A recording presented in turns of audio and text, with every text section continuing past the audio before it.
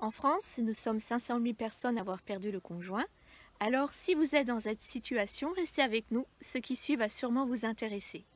Aujourd'hui, je suis en compagnie de Cathy qui va nous parler de son vécu, mais surtout de ce qui l'a aidé à aller mieux. A tout de suite. Bonjour, je me présente, je suis Catherine Caron, psychologue.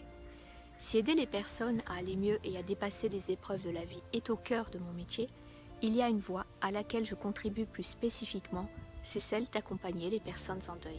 Ayant moi-même traversé cette épreuve, je sais à quel point la perte d'un être cher bouleverse notre vie.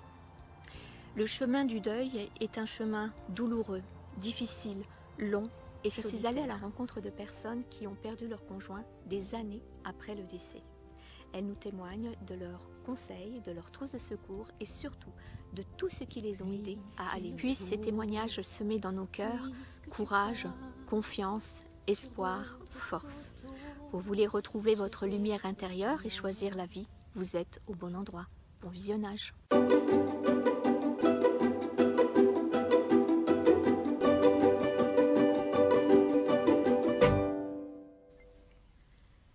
Bien. Cathy, je te remercie de parler de ton expérience et surtout de ce sujet du deuil qui est un sujet très difficile et très douloureux. Donc voilà, tu vas nous partager ton expérience et surtout ce qui t'a aidé à aller mieux. Oui. Tu vas nous dire aussi depuis combien de temps tu as traversé le deuil, depuis combien de temps tu es veuve. Et voilà, puis je te laisse la parole. Merci. Alors bonjour à tous. Mon mari est décédé il y a 17 ans, après une longue maladie. Ayant déjà vécu un deuil dans mon adolescence, j'ai souhaité me préparer, anticiper ce nouveau deuil, puisque tout le monde sait que c'est compliqué. Donc tu veux dire qu'en fait, tu t'es un petit peu préparée, quoi. Absolument. L'expérience, parce que je trouve c'est important ce que tu dis. Tout à fait. Puisque un deuil, ça réveille tous les autres deuils. Absolument. Donc si on n'a pas résolu des deuils, un deuil précédent, du coup, ça réactive aussi des choses. Donc toi, le deuil que tu avais vécu dans ton adolescence, du coup, ça t'a ravivé des douleurs déjà, voilà. Ouais. Je sentais qu'il fallait que je me prépare à ce nouveau deuil. Donc, comme beaucoup de personnes, j'ai consulté des psychiatres, des psychologues, des psychothérapeutes, avec traitement d'antidépresseurs, d'anxiolytiques, croyant avoir trouvé le bon remède. Or, au décès donc de mon mari, j'ai poursuivi un accompagnement au sein d'un centre médico-psychologique, mais je tournais en rond. Donc, c'était forcément assez compliqué parce que je pensais ne jamais m'en sortir. Or, la rencontre avec le prêtre de notre commune... Alors, tu vas un peu vite, Cathy. Ah, mince. Parce que je trouve que c'est super intéressant ce que tu dis. Donc, cet accompagnement psychologique, est-ce que ça t'a aidé? Absolument pas. Est-ce que pour toi, c'est important de mettre en mots... Alors, c'est intéressant parce que moi, il y a une personne qui a témoigné que, en fait, sa première consultation auprès d'un psychologue, vous voyez, on fait la même profession et pourtant on peut avoir des approches différentes, ça a été compliqué, c'est-à-dire qu'elle s'est sentie encore plus mal. Absolument. Et donc, est-ce que tu pourrais nous en parler? Pourquoi tu t'es pas sentie écoutée? Si c'était à refaire, est-ce que tu aurais changé de professionnel? Est-ce que c'était le professionnel qui n'était pas adapté? Tu vois, c'est quand même important parce que en même temps, quand on vit un deuil, on a besoin d'être entendu dans cette douleur pour pouvoir rebondir. Mais en même temps, autant il faut avoir aussi un professionnel, à mon sens, qui soit formé et qui puisse accompagner le deuil. Parce qu'on ne peut pas accompagner le deuil de la même manière qu'une personne... oui, d'une personne à l'autre voilà. aussi. Ouais. Alors c'est pour ça... C'est pour ça, effectivement, que moi, j'ai changé de professionnel. Je suis passée du psychiatre au psychologue, à la psychothérapeute. Et en fin de compte, leur point commun, c'était de donner des médicaments. Or, le médicament, bien sûr, adoucit la peine. D'accord. Alors, tu vois, comme c'est important ce que tu dis, c'est pas la prise en charge qui te convenait pas, c'est ce qu'on te proposait comme prise en charge, absolument, notamment médicamenteuse, qui en fait répondait pas à toi. Toi, tu étais plus en demande. Alors, tu étais en demande de quoi? De bien-être et de sérénité, d'accepter ce deuil.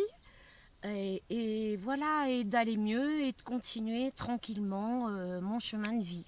D'accord. Et donc c'est là où je me rendais compte que je tournais en rond, puisque profondément, je n'étais pas bien. Malgré toute cette écoute, mais le problème avec le corps médical, c'est que c'est très théorique. Et ce n'est pas adapté, c'est pas individualisé. Et bon, c'est peut-être un reproche que l'on peut faire, c'est plutôt livresque un peu. Hein, c'est ce qu'une personne aussi que j'ai interviewée me partageait. Alors tu me dis ce que tu en penses puisque tu es passé par là. Il me disait qu'en France, il trouvait que justement la prise en charge, elle n'était pas... il se sentait très isolé parce qu'il trouvait qu'il n'y avait pas de prise en charge adaptée quand on traverse un deuil. Et qu'effectivement, il y avait certains professionnels qui n'étaient pas formés à l'accompagnement. Et même formés, ils étaient trop, je trouve, en décalage par rapport à la pratique, à la réalité. C'était vraiment que de la théorie. Ah ouais, d'accord. Voilà, c'était très théorique. Donc bon. Ouais, alors et puis moi, c'est très loin aussi, il faut dire. Hein. Oui, il y a 17 ans. Donc c'est très difficile de témoigner et de reprendre un petit peu le cheminement que moi j'ai vécu.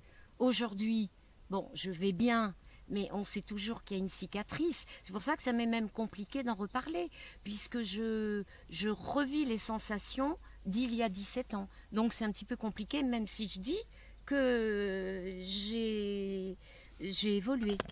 Donc bon, on n'est jamais vraiment guéri. On est mieux. Oui, oui, c'est sûr.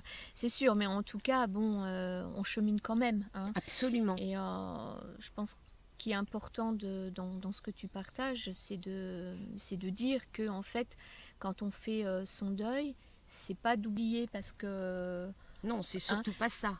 Voilà, mais par contre, on peut rebondir et trouver des moyens de continuer d'avancer dans sa vie et puis d'aller mieux, quoi. C'est ça, absolument. Parce que on n'oublie pas, ça a remué, ça a refait vivre des choses en toi, même si ça fait 17 ans. Hein. Mais en tout cas, voilà, t'es pas anéanti, t'as continué. Voilà, et c'est ça qui est important, je trouve, à dire. Et tu me diras si toi, ça a été comme ça aussi. Mais quand on vit la perte d'un être cher, c'est comme... on ne croit pas qu'on va y arriver. Oui, on croit qu'on n'aura pas la force. Voilà, hein, on se dit, mais comment faire, qu'est-ce que je vais faire, qu'est-ce que je vais devenir? On se pose plein de questions, puis finalement, on a les ressources à l'intérieur de soi. Absolument, on a une sacrée force intérieure. Hein. Ok. C'est sûr. Donc, par rapport à la prise en charge psychologique, je pense que ce n'est pas, la prise en charge psychologique n'est pas le remède excellent. Ça peut aider, peut-être, mais ce n'est pas le remède excellent. Après, il faut trouver les outils qui sont appropriés à nous et qui nous correspondent dans notre personnalité, dans notre sensibilité. D'accord. Mais ce n'est pas forcément après les outils que l'on attendait qui arrivent. Et je vais témoigner de ce qui t'a vraiment premier aidé. outil. Voilà, du premier outil, parce qu'en fin de compte, j'ai eu plusieurs étapes, en fin de compte. Voilà. D'accord, ok. Voilà, mais je trouvais que c'était important qu'on s'arrête là-dessus parce que tu vois, j'étais partie, moi. Parce que bon, voilà, il y a peut-être des personnes qui hésitent à aller voir un professionnel, parce que bon, c'est important de se faire aider. Hein, c'est pas ce que tu es en train de dire. Absolument. Puisque j'ai continué malgré tout, donc j'y suis allée. Moi, je pense que c'est important d'expérimenter, hein, d'aller voir un professionnel si les personnes ont envie, mais de bien choisir le professionnel. Ça serait plutôt ça? C'est ça. Voilà. C'est ça. Ok, donc on continue. Alors donc, l'élément qui a déclenché mon mieux-être, si on peut dire, c'est la rencontre avec le prêtre qui m'a accompagnée pour les obsèques, pour la préparation des obsèques, pour la veillée du défunt, et puis par la suite qui m'a vraiment soutenue par sa bienveillance, mais qui s'est un petit peu décalée de la religion elle-même. c'était l'homme, le prêtre homme qui m'a vraiment soutenue, et la communauté catholique qui m'ont vraiment accompagnée, qui m'ont dorlotée, qui ne m'ont pas jugée, qui m'ont laissé pleurer, qui m'ont laissé rire, enfin. Tu t'es sentie en fait plus, j'ai l'impression, plus écoutée, voilà, plus comprise dans ce que tu vivais, oui. qu'un professionnel avait plus de distance peut-être, et ça serait absolument, ça, ça serait juste. Absolument ça. Okay. Donc c'est vrai que le cercle catholique m'a aidé à ce moment-là, par les chants, par les textes, parce que j'ai trouvé aussi du sens à la mort dans les textes religieux. Bon, malgré tout, l'exemple du Christ, de Jésus et de Marie, sa mère, toute la douleur qu'ils ont pu vivre, ça m'a parlé, ça m'a... Voilà, je me suis dit que j'étais pas la seule, en fin de compte. Donc, et est-ce que c'était quelque chose qui était présent, puisque là tu parles de la foi hein, que tu as, est-ce que c'était quelque chose que tu avais avant le décès, ou c'est quelque chose que tu as développé après? J'ai développé, bon, je suis baptisée, mais pas pratiquante, voilà, croyante par tradition, et donc sans pratique. Et là, il y a quelque chose qui s'est révélé. Et j'ai même fait donc des pèlerinages. Alors un premier pèlerinage 6 mois après le décès de mon mari en Bosnie, à Medjugorje. C'est un lieu marial. Et donc 6 mois après, ça m'a fait énormément de bien. C'était fabuleux. Voilà. Est-ce que tu peux nous dire après combien de temps après le décès tu as fait ce pèlerinage? 6 mois. 6 mois donc après. 6 mois après le décès. Voilà. D'accord. Tu avais besoin. J'avais besoin d'aller ailleurs. Bon, il s'est trouvé que c'était en Bosnie, mais ça aurait pu être n'importe où, puisque l'année d'après, j'en ai fait un autre à Paray-le-Monial. Donc c'est au-dessus de Clermont-Ferrand, enfin bon, par là-bas. Et pareil, un pèlerinage religieux. Et ça m'a aidé parce qu'il n'y a pas de jugement. Et on est porté, on est en même temps retranché en soi, on est à l'écoute de soi, de ses émotions. Et ça m'a fait énormément de bien. Bon, c'est un outil parmi tant d'autres. Moi, ça m'a parlé, ça, voilà. Est-ce que c'était des personnes, ce groupe-là, c'était des personnes qui avaient vécu un deuil, ou c'était des personnes, d'accord, ok. Des personnes lambda qui étaient là par conviction ou par un petit peu un moment de désarroi, donc ils venaient se ressourcer. Et non, il n'y avait pas de personnes endeuillées comme moi, donc ça aussi, c'était bien. Parce que du coup, l'échange des expériences différentes était intéressante. Voilà. D'accord. Donc, tu es revenue, en fait, reboostée. D'accord. Reboostée. Ah ouais, c'est fort, parce qu'au bout de 6 mois, c'est... Ah oui, c'était... Enfin, pour moi, ça a été une révélation, en fait. Ouais. Hein. Peut-être que ça vient du fait aussi, parce que quand on est en deuil, on a tendance à s'isoler, à se couper du monde social, hein, de s'enfermer dans sa douleur. Et peut-être que toi, justement, le fait d'être avec un groupe, ça t'a ouvert... à l'humanité, en fait. À l'humanité, et prendre conscience des petits bonheurs, des petits échanges, et en même temps de la détresse de certaines personnes, des personnes qui ne trouvent pas leur voie, leur chemin de vie et tout ça, et chacun apporter les uns aux autres. En fin de compte, je crois que c'est les échanges qui font que on se sent vivant, nous qui sommes là. Oui, puis ça me fait écho avec un témoignage que j'ai fait aussi, qui est d'ailleurs sur YouTube, donc une personne qui me disait qu'en fait, elle avait fait aussi un pèlerinage, et elle disait que il y avait plein d'autres personnes qui souffraient. Elle se rendait compte qu'elle n'était pas la seule à souffrir, et que chacun a son lot de souffrances, et que finalement on avance tous, quoi. Et puis ça rapproche, et puis on voit que l'autre peut s'en sortir, et du coup ça permet aussi d'avancer. C'est ça. Et avec une parole, on peut aider l'autre sans se rendre compte de la portée de notre bienfait, quoi, en fin de compte. Voilà, ne serait-ce que l'écoute, déjà, c'est important. Et le chant, moi je trouve que le chant, c'est porteur, c'est transcendant, en fin de compte. Mais je crois que c'est prouvé, il y a eu des études de fait, comme quoi le chant, le fait de chanter, ben ça fait Ouais. monter les vibrations. C'est ça, je pense. Et mais bon, on le sent tout de suite, hein, donc Ouais. ça peut être aussi Oui. peut-être Un une outil piste, hein, aussi, pour les voilà, une personnes. chorale. Tu as fait partie d'une chorale? J'avais d'ailleurs, fait toi, hein. partie d'une chorale avec mon mari, justement.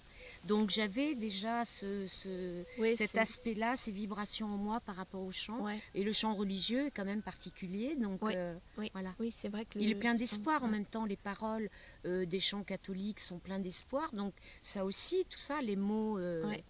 les mots sont porteurs, quoi. Ouais, exactement. Donc je passe à mon deuxième outil. Oui. Alors, en parallèle, en fin de compte, je crois, comme tout le monde, je me suis un petit peu penchée sur les différentes lectures sur le deuil. Donc, différents livres, je ne les ai pas cités, mais Peut-être un particulièrement. je ne peux même qui pas, était- là. non. Je ne peux pas, particulièrement au deuil, j'ai pas de titre En qui tout me cas, tu as viennent. lu. Voilà, T'as j'ai lu, lu, les livres, mais des livres aussi très théoriques sur le cheminement du deuil, le déni, l'acceptation, etc. Mais là aussi, j'ai trouvé que c'était très théorique. Mhm. Et par contre, j'ai redécouvert Martin Gray. Alors, je ne sais pas si vous connaissez Martin Gray, mais c'est un rescapé des camps de concentration. J'espère que les auditeurs le connaissent. Parce Voilà, que j'espère, c'est parce vraiment une que personne, c'est un exemple. un modèle de résilience et de force, la force que l'on peut avoir en soi, malgré tous les malheurs qu'il a pu rencontrer. Et donc par rapport aux camps de concentration dont il s'est échappé, ensuite il a perdu toute sa famille dans un incendie dans le sud de la France, et il a toujours rebondi et tout ça. Et pour moi c'est vraiment un modèle de force et d'humanité. Donc ça a été mon deuxième outil, si on peut dire. Oui. Voilà, qui m'a Donc montré particulièrement cet auteur en fait. Ah, Martin Gray, je vous conseille un Martin exemple. Gray. Oui, quoi. Martin Gray, oui, moi aussi j'aime beaucoup cette personne qui en fait est un exemple, hein, qu'on peut rebondir. Absolument. Malgré, parce que ce qui lui est arrivé c'est tragique, hein, c'est tragique. Tragique. Et voilà, et donc il y a eu des livres, il y a eu des films. aussi. Oui, qui traduisait Au bien nom les de livres, tous les d'ailleurs, miens, voilà. qui est le plus connu. Mais moi aussi, c'est un auteur que j'apprécie beaucoup. Voilà. Donc ça, mon deuxième outil. Et puis enfin, j'ai participé pendant 2 ou 3 ans au Club du Bonheur. Tu te sens concernée? Oui, un peu. Je ne m'attendais pas à ce que tu parles de ça. Et si, parce que pour moi, ça a été important. Parce que contrairement à ce qu'on pourrait penser, où c'est une aide psychologique, c'est pas ça. C'est des outils. On nous a apporté des outils pour mieux vivre, pour être dans la bienveillance, dans la gratitude, dans la prise en compte de soi, se connaître, connaître ses ressources. Et donc, voilà, quelque chose où, pareil, où on rencontre d'autres personnes qui ont des blessures, mais même si on était là pour échanger par rapport à nos blessures, on avait aussi ce lieu pour acquérir plein d'outils. Et donc, c'était super. Et moi, ça m'a aidé encore à cheminer dans la joie et puis l'épanouissement personnel, quoi. Donc, voilà. Donc toi, tu peux peut-être en dire plus du Club du Bonheur. Oui, parce que en fait, j'étais animatrice d'un Club du Bonheur où effectivement, tu l'as bien expliqué, l'objectif. Mais ce que je voudrais rajouter par rapport à ce que tu expliques, c'est que effectivement, on ne peut pas épargner les événements douloureux dans la vie. Et le fait d'avoir travaillé, je trouve, des questions comme ça en amont avant de traverser une grosse épreuve comme le deuil, c'est des choses qu'on va pouvoir aller puiser pour pouvoir les mettre en pratique. Et moi, je pense qu'effectivement, tout ce que j'ai pu apprendre sur les théories du bonheur, la psychologie positive, m'ont en fait aidé, entre autres, à traverser aussi l'épreuve du deuil.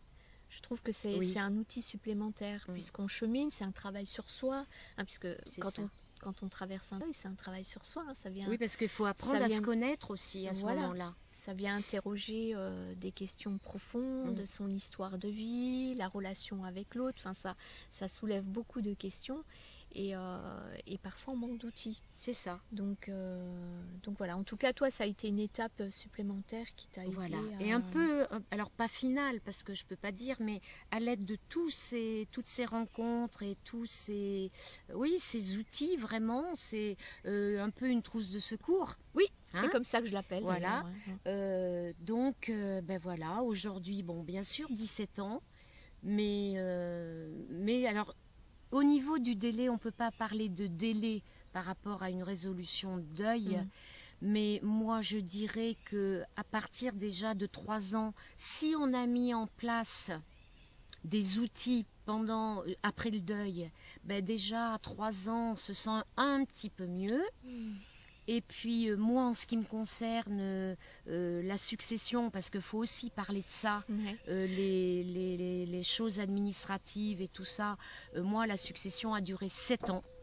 Et je dois dire que au bout des 7 ans, je me suis sentie soulagée et là je sentais que mes outils pouvaient m'aider encore plus à aborder moi ma vie, la vie d'après, si on peut dire.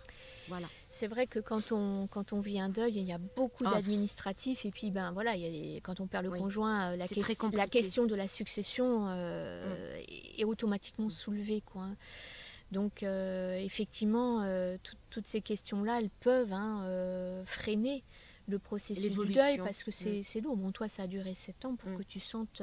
Enfin, tu as senti des choses déjà qui se passaient en toi à partir de 3 ans. C'est ça. Hein, ce délai-là. Mais c'est vrai que 7 ans, voilà.